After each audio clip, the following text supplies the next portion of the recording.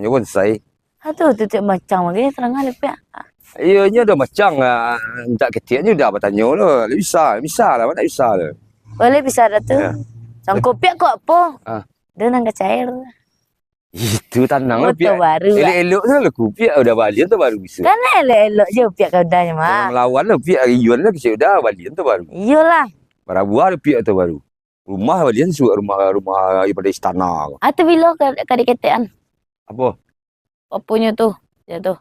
Lain. Lain lah banyak tanya tadi. Ah. Rambir ketik-ketiknya ciknya. Bacang lah. Kaladi ke ketik-ketiknya. Udah kau ragu kau nak piti kau tanya je. Ya Ian saya lalu siapa tahu Ian nyatik dah Ya kan nak tahu kan. Kalau awak you lebih hari awak tanya dia tanya. Dia nak beli tu. Walau dia larut aja. Udahlah terbayang dah orang beli topi yang lama tibu tadi kan. Iya. Tuang dia tibu yang ikut lah. Sekian kau ragu. Peratus kau peratus ada kecil. Peratus juta? Iya, peratus juta. 100,000 bah ke beli tu. Tu baru aku kena 3 kau dah ambil. Kau lah berapa tahun kau? Lepas tu lebih sudah. Kau lah 20 tahun. Kau boleh tahun. Kau 10 tahun. Bayang orang awak bonsai piak. Sama yang orang bini. Ada bertahun-tahun ya. Cuma bonsai kau nak melawan. Bini pelawan.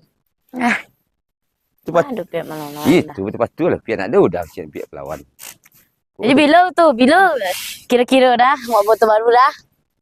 Tunggu lah. Di pasien tu nak isar kan. Pak tunggu siapa tu tiba kan. Siapa nama tadi. Pula udah nanya siapa nama. Nak bernama nak? Lain nama nak tak kenal. Dah lah pokoknya auto baru. Piak terang auto baru je dah ya. Dia nanya tu cuacu dah. Bila tenang lah piak. Sebenarnya rumah lu. Didi. Rajin lah kerja. Adik.